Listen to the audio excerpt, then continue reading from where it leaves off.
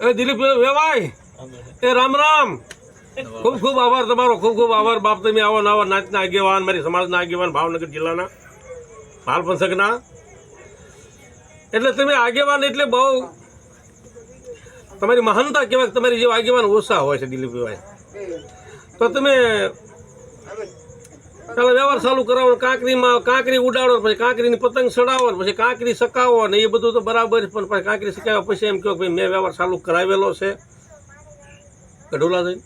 હા બરાબર છે. એની કાંકરી પછી સકાવી, તમે કાંકરી લીધી કાળું ભાઈ, કાંકરી સકાવી, પછી કાંકરી પડી ગઈ હાથમાંથી હેઠી. પણ વચમાં તમે એવું બોલતા કે હું દિલીપ લાલા ત્યાંથી પછી તું કેશું નાનું ને લઈને પસકે નાખીને તું સ્વાગત થાય. જો હું ન આવું કે કાળું તળસીને લઈને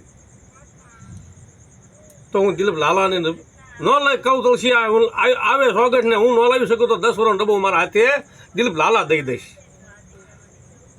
આવું દિલીપ વેવાય તમે બોલ્યા હતા. કાળું મારા ભાઈ હું બોલ્યા હતા. એક માણસ તો બોલ્યા હતા, એ તો બિચારા એને સાઈડમાં ચડી જાય એટલે આપણે કંઈ કહેતા નથી ભાઈ આવશનભાઈ. તો તમે સ્વાગતનું બોલો તારે ભાનમાં રહીને બોલો, બે ભાના થઈ જાવ છો. આમ બીપીથી વધી જતું ને, બીપી લો નથી થઈ જતું ને ભાઈ. બીપી લો થઈ જાય એટલે બોલી આપણને ખબર ન રહે બાપા દિલીપભાઈ. તો જે બોલ્યો એ પડે. અને ભાદરમાં ભેંસ માંદી પડે નહીં, જરૂર મરે. અને બોલેલા બોલ હોય, જે સુરવીર હોય, દાતાર હોય, સમાજનો આગેવાન હોય, નાચનો પટેલ હોય, નાચનો મેમ્બર હોય, ન્યાય હોય, ધર્મ હોય, કાનૂન હોય, ડાયપણ હોય. પણ જો 4 ધામના રખાનો ન્યાય, જો ન્યાયની ડર હોય એને, અને એ એમ બોલે તો 3જા દિવસે કાળું તળસીને સ્વાગત લઈને ન આવી શકું તો કાળું તળસીને મારાથી ડબ્બો દઈશ. 10 વર્ષનો કાળું તળસી ન આવે તો 10 વર્ષનો ડબ્બો દઈશ.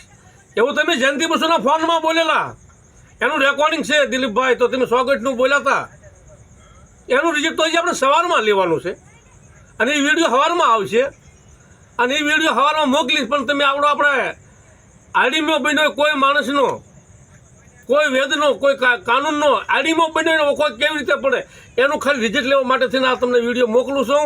અને કાલે 10 વાગે બીજો વિડીયો આવશે. તમે વ્યવહાર ચાલુ કરાવ્યો અને તમે નાના એટલામાં ગોથવા આવશો. પહેલાં બોલો ક્યાંનું, કઈ પેઢી નક્કી કરો, અને પાછા કઈ પેઢી તમે નીકળો કાંઈ નક્કી જ નહીં. કંઈક બોલો છો કે તમે દિલીપભાઈ શું કરો છો? એટલે આમ ભાન ભૂલી જાવ છો, બે સાધમાં બોલો છો. લક્ષ્મણને મોરસા આવી, મોરસા આવે પછી બોલાઈ જાય છે. નાચના આગેવાન આવું હોય, બોલ્યા પછી બીજું બોલે એ નાચના આગેવાન. અને વ્યવહાર ફાવે તારે ચાલુ કરો, પછી ક્યાં જઈને ચાલુ કરો, ક્યાં પેઢી બતાવો. તમારી બતાવી તમારી પેઢીએ તમે ન આવો, પછી ક્યાંય ને ક્યાંય ખૂણે બેસીને ખત પાડો દિલીપ લાલા. આવું વ્યવહાર કરાય. તમે આમાં તમારું આબરૂ વધે છે ઘટે છે જરા જુઓ. 4 ધામના રખાનો માર, ગઢુલાનો કાયદો, 2 પક્ષી ભેગા કર્યા પછી ન્યાય લેવાનો, ન્યાય કરવાનો. આ બધું સ્વાગત ધામે હું ન આવું તો હું કાળું તળસીને ન આવે, કાળું તળસીને જો હું ન લાવી શકો તો હું 10 વર્ષનો ડબ્બો આપી દઈશ. અમારી નજર દિલીપભાઈ તમે બતાવી છે સ્વાગતની પેઢીની જ છે. એ સ્વાગતની પેઢી આપણે બતાવેલી પેઢીનો બતાવ્યા પછી ન જઈ એનો કાયદો, એનો કાનૂન, એનો મારી નાચનો કઈ પ્રમાણનો વ્યવહાર, કયા પ્રમાણનો કાનૂન છે આપણે બતાવેલી પેઢી આપણે ન જઈએ તો એનો અર્થ શું થાય, એનો કાનૂન શું થાય, એનો ન્યાય શું થાય? એક સવાલ આ બીજો દિલીપભાઈ, અને હવે બીજો વિડીયો કાલે સવારમાં મોકલશો ને તમને જે વિડીયો ફાવે મોકલજો, કેવી રીતે વ્યવહાર ચાલુ કર્યો. બરાબર.